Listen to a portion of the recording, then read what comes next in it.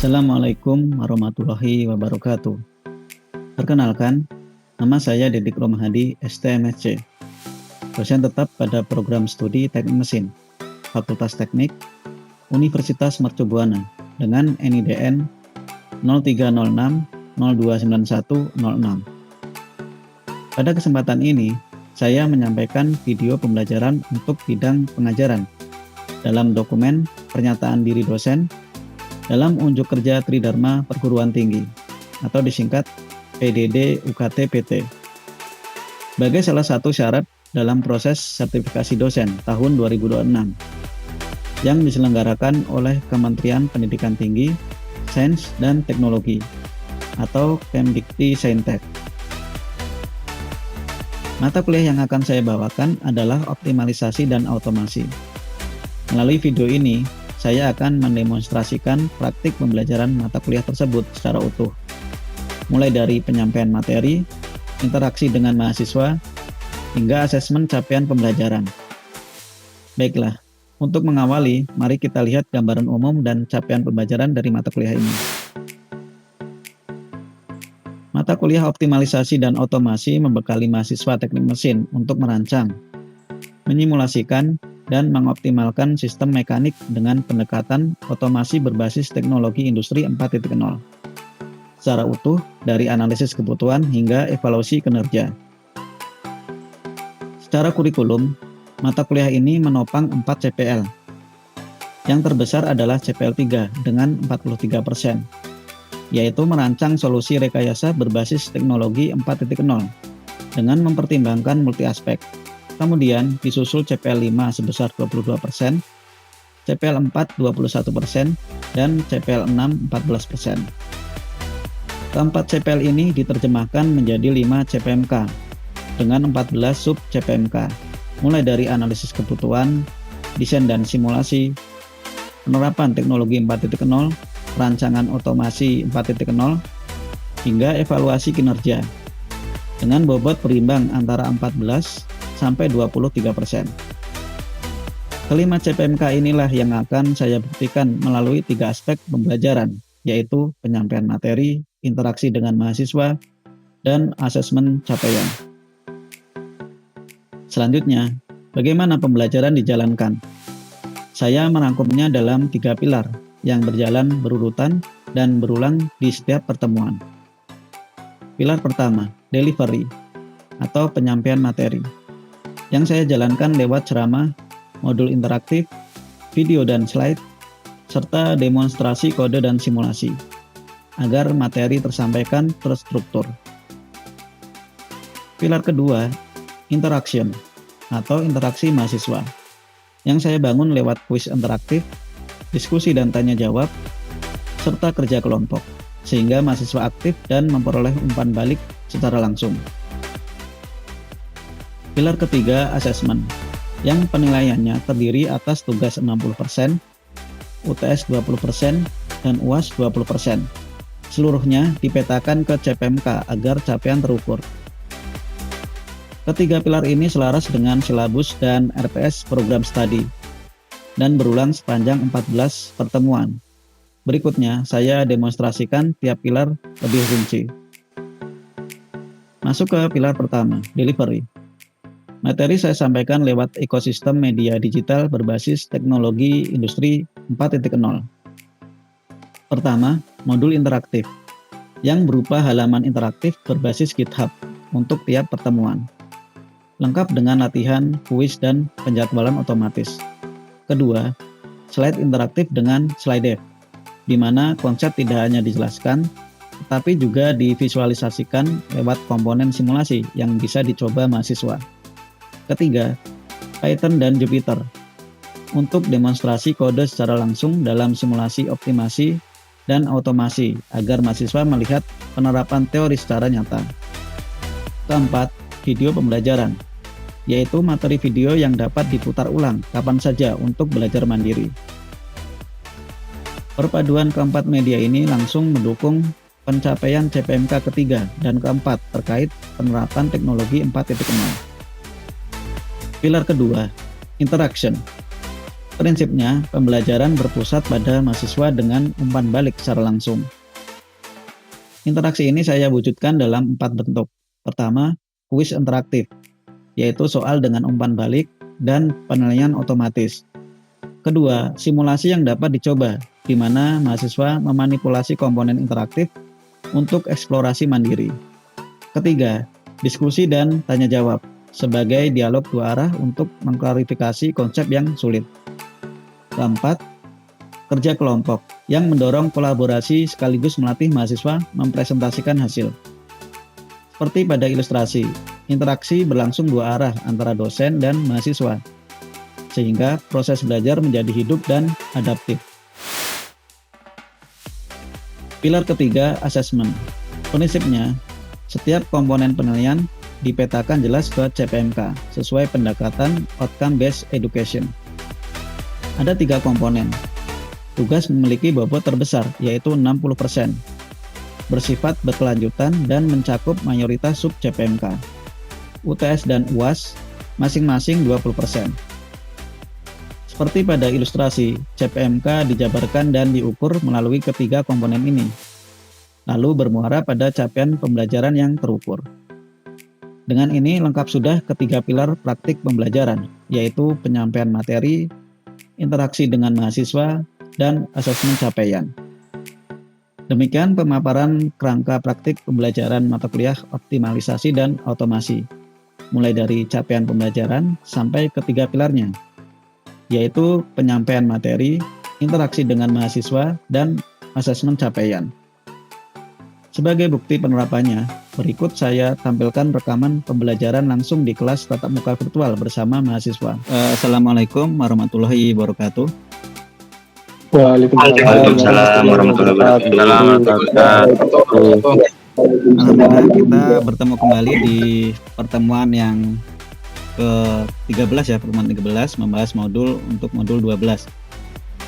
Saya harap bagaimana teman-teman kabarnya?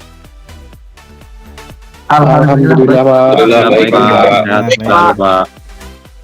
Baik, di sini kita membahas sebuah topik yang intinya sangat-sangat menarik, dan itu tentang penerapan pada machine learning menggunakan data getaran. Jadi untuk deteksi kerusakan mesin.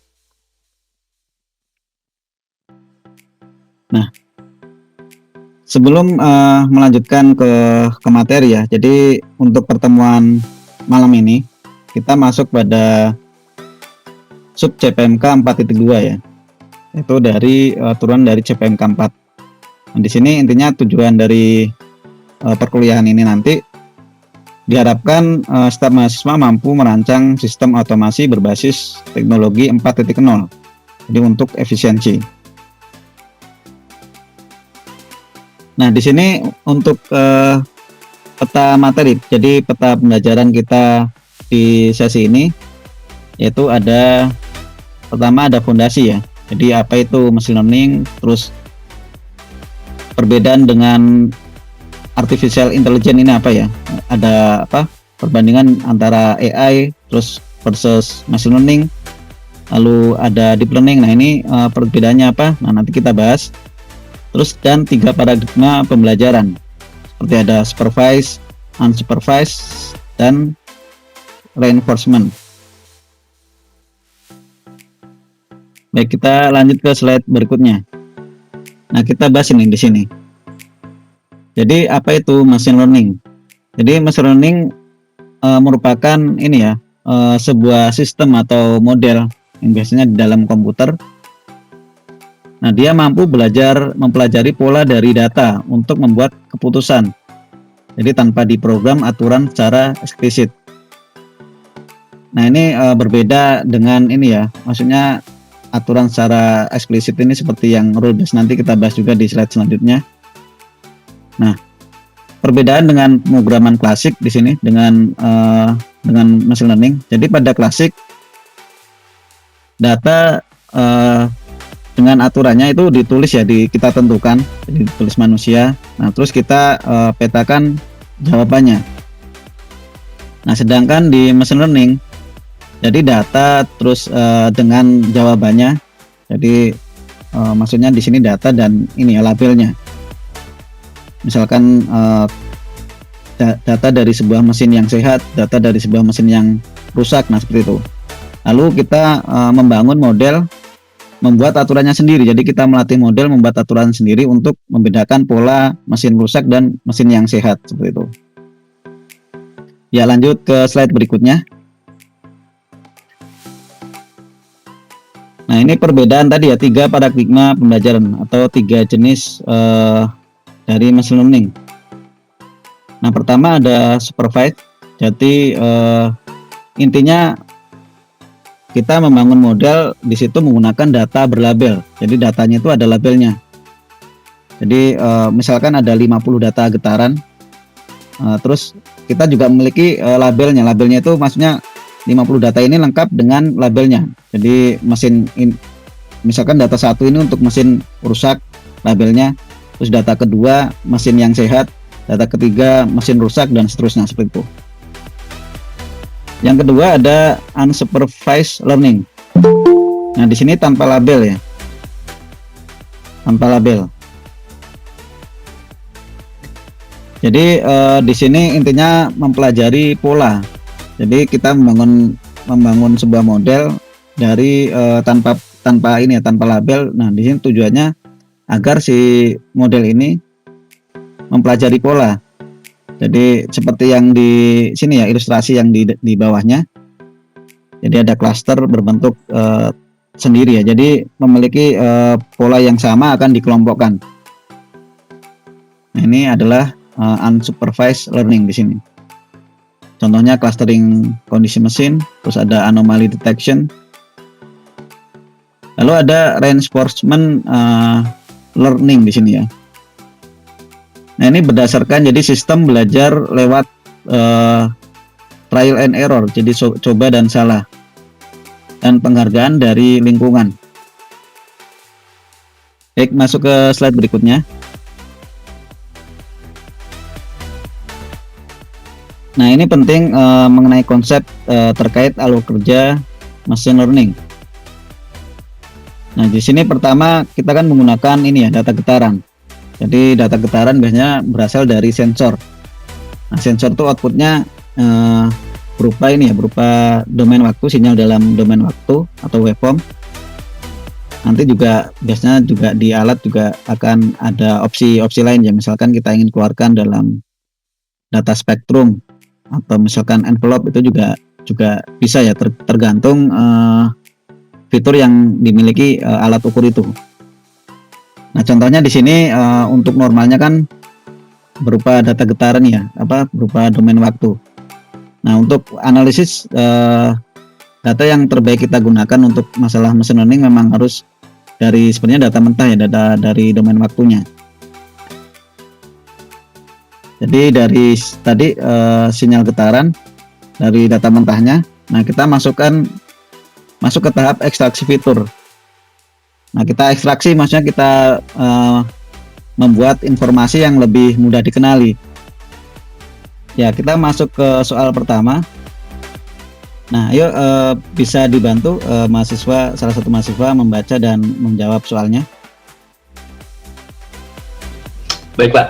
Jadi untuk soal nomor 1, pertanyaannya adalah apa inti machine learning yang membedakannya dari pemrograman rule based ya, Pak ya? Jadi berdasarkan apa yang Bapak sampaikan tadi, jawaban itu yang C, Pak. Komputer belajar dari pola data untuk mengambil keputusan.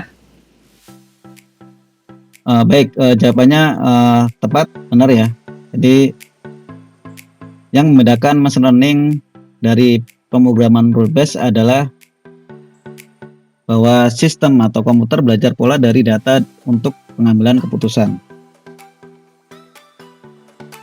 Baik, lanjut ke soal berikutnya. Silakan dijawab, dibaca dan dijawab. Baik, Pak. Nomor 2 soalnya yaitu data getaran historis sudah dilabeli teknisi, yaitu sehat atau rusak, lalu model dilatih memetakan fitur labelnya. Ini termasuk paradigma apa? Dari slide yang Bapak jelaskan tadi, jawabannya adalah A, supervised learning, yaitu belajar dari data berlabel. Good, Pak. Baik, kita cek jawabannya A. Ya, benar, tepat sekali. Jadi untuk intinya data yang berlabel untuk membangun sebuah sistem atau tadi model itu termasuk supervised learning. Baik, lanjut ke soal berikutnya. Ya, silahkan salah satu mahasiswa. Ya Pak, izin Pak, untuk soal ketiga pada soal berikut, yaitu pada alur kerja machine learning, apa fungsi tahap ekstraksi fitur? Dari materi sebelumnya Pak, jawabannya yaitu yang D Pak, yaitu meringkas sinyal jadi angka padat, RMS, kurtosis, puncak FFT yang mewakili kondisi mesin. Ya baik, coba kita cek jawabannya D. Ya, benar sekali. Jadi dalam meringkas sebuah input ya, data yang kompleks itu adalah tahapan ekstraksi fitur. Baik, kita lanjut ke slide berikutnya.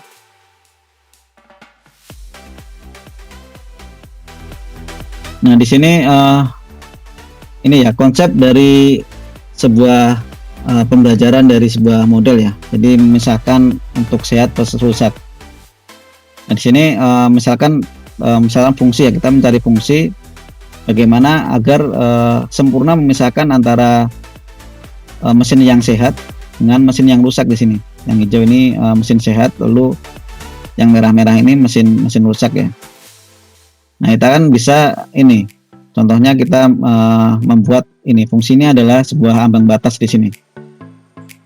Nah, data X-nya adalah RMS Random Square dan data Y-nya adalah kurtosis. Nah, ketika kita petakan seperti ini. Nah, maka nanti kita perlu mengatur juga sebuah kemiringannya.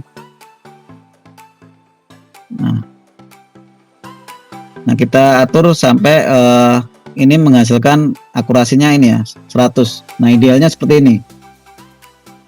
Nah, karena ini datanya kan mudah terpisahkan ya. Nah, di slide berikutnya ini ya, melatih melatih dan menguji di sini ya. Nah, di sini untuk memahami istilah ada underfit. Di sini underfit maksudnya underfit ini kurang maksimal. Kita dalam melatih modelnya kurang maksimal, itu underfit. Misalkan datanya itu kurang, contohnya masalahnya.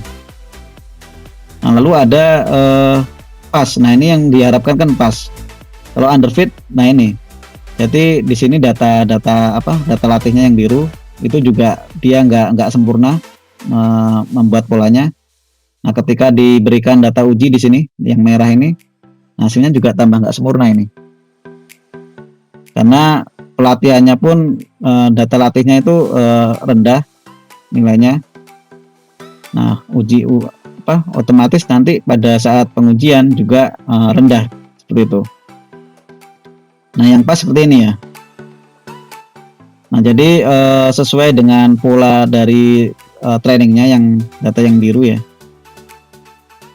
Nah, ketika kita lihat di sebelahnya juga sama. Jadi ini nilai errornya untuk ini kan rendah. Nah, terus ketika kita berikan data uji di sini juga sama. Jadi meskipun memang biasanya trainingnya itu lebih bagus daripada pengujian di sini. Tapi ini adalah contoh idealnya ya, yang pas. Nah, kalau overfit ini model berlebihan dalam, jadi seperti sama persis ketika kita mengenali pola di data training, di data latih. Jadi sangat kaku terhadap data latih ya. Jadi mengikuti persis pola di data latih.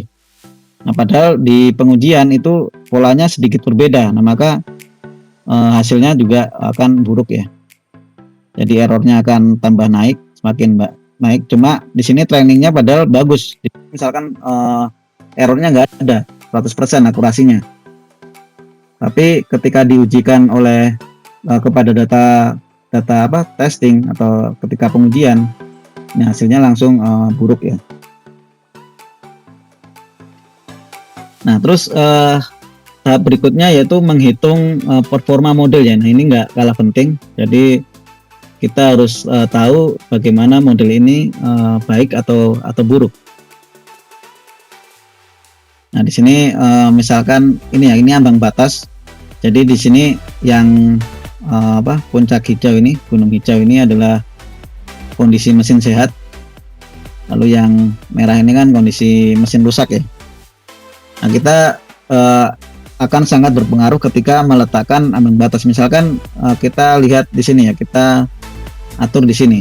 Nah, di sini yang warna hijau ini kan kita deteksi sebagai mesin sehat.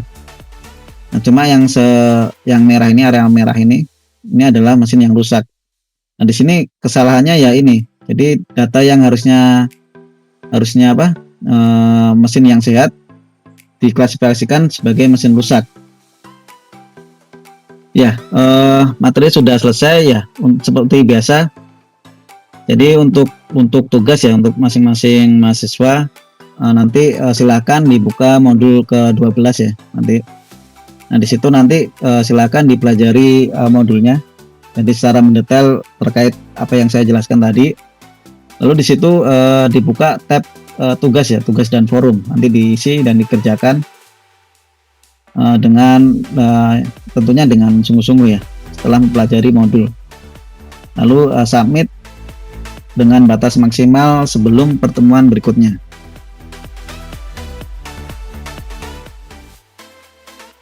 Baik, ini referensi dari materi kita ya. Materinya sudah selesai. Mungkin ada yang ingin ditanyakan dari teman-teman? Baik Pak, saya ada pertanyaan Pak terkait dengan di slide tadi kan disebutkan sistem role based itu tidak scalable ya Pak ya, karena 50 fitur dikali 100 mode itu kerusakan menghasilkan ribuan aturan manual ya Pak. Maksud scalable di sini apa ya Pak ya? Kemudian kenapa itu menjadi suatu masalah Pak? Oh iya, tadi di slide berapa tadi ya? Coba saya kembali ke slide sebelumnya tadi. Di slide ke-5 Pak, pada bagian kelemahan. 5 ya? Betul, nah, iya. Yang role based Pak. Ya, di sini nah intinya di sini jelaskan tidak scalable. Maksudnya tidak scalable ini sistem rule based itu performanya tidak selalu baik pada skala kondisi ya. Nah, skala kondisi ini di sini adalah maksudnya ketika berhadapan dengan sebuah fitur yang banyak. Tadi kan ini misalkan 50 fitur dikali dengan 100 mode kerusakan misalkan. Ini ada 500 ya. Ada 5.000 mode kerusakan. Nah, menggunakan sistem rule based atau sistem aturan. Nah, kita akan mustahil untuk menciptakan aturan yang banyaknya ada 5.000 rules. Nah, itu kan sangat tidak mungkin ya. Nah, kelemahan ini maksudnya dibandingkan dengan yang machine learning tadi. Kalau machine learning itu scalable, maksudnya scalable dia bagus di segala kondisi fitur. Jadi fiturnya rendah dia bisa. Nah, terus fiturnya besar juga mudah disesuaikan. Tidak seperti yang rule based ini. Nah, itu maksudnya dari scalable itu tadi. Yang scalable itu maksudnya baik di setiap kondisi. Nah, itu maksudnya scalable. Pak, tadi pada slide 6 Pak dijelaskan tentang reinforcement Pak. Yang katanya agen belajar lewat berbuat salah dan lewat dari lingkungan. Saya ingin minta dijelaskan Pak, maksud dan contohnya penerapannya itu seperti apa ya Pak? Nah, kalau reinforcement, nah kita bisa melihat juga di ilustrasi ya. Nah, agen ini maksudnya sistem ya. Kita misalnya AC. Nah, kita bisa misalkan merancang sistem AC yang belajar dari keadaan misalkan. Nah, maka sistem ini maka memberikan ini akan mengeluarkan sebuah output terserah dia, maksudnya sesuka dia. Jadi misalkan dalam satu kondisi di sistem AC ini memerintahkan AC ini untuk bekerja di suhu memberikan suhu misalkan 15 derajat. Nah, maka diberikan 15 derajat. Nah, di situ di sini maksudnya lingkungan. Jadi lingkungan ini masih bisa orang ya, bisa orang. Di sini kan orang yang merasakan suhunya. Nah, orang ini merasa terlalu dingin ini. Nah, terus memberikan ini tadi reward atau sebuah penghargaan atau penilaian ya. Nah, ini AC-mu ini suhu yang kamu berikan ini terlalu dingin ke aku gitu. Nah, rewardnya berarti rendah ini, maksudnya nilainya rendah.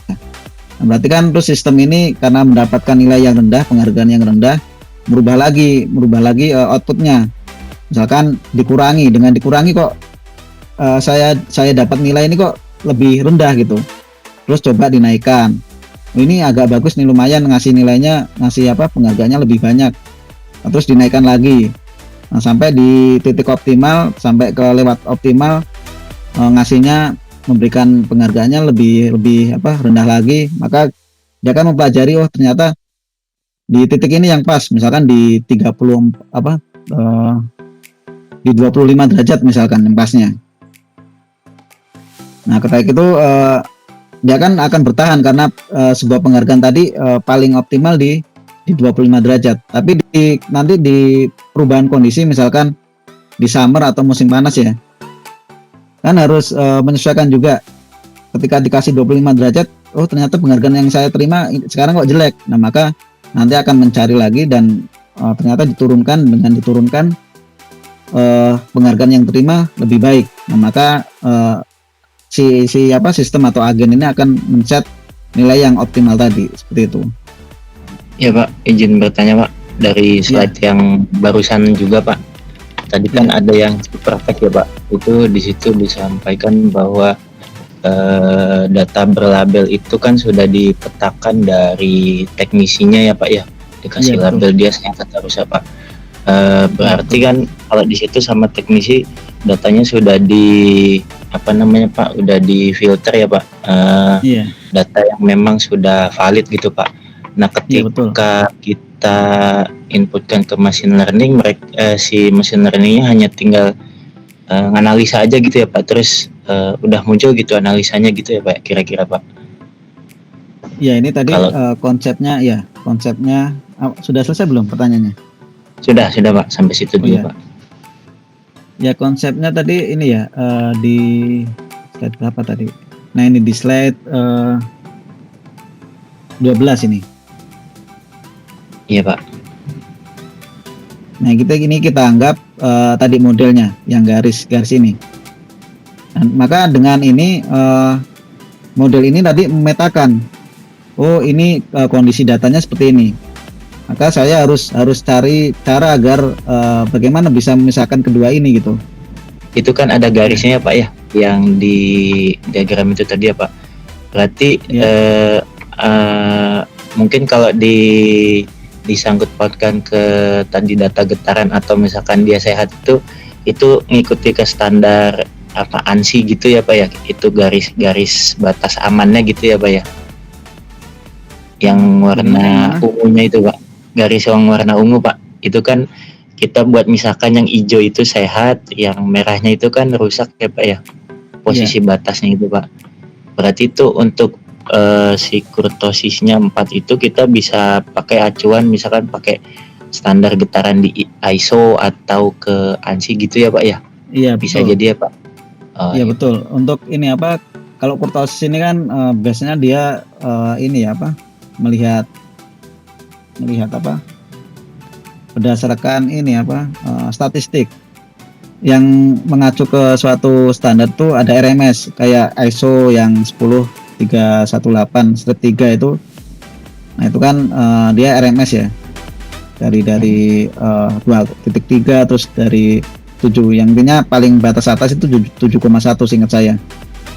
Nah, itu mengacu pada standar ISO. Nah ya seperti itu. Baik Pak, makasih Pak. Iya. Baik, jangan lupa intinya tadi ada tugas silakan dikerjakan terkait modul 12. Lalu nanti kita bahas lagi di pertemuan selanjutnya. Baik, dari saya mohon maaf jika ada kesalahan dalam menjelaskan. Dari saya, assalamualaikum warahmatullahi wabarakatuh. Terima kasih Bapak. Ya. Terima kasih semuanya.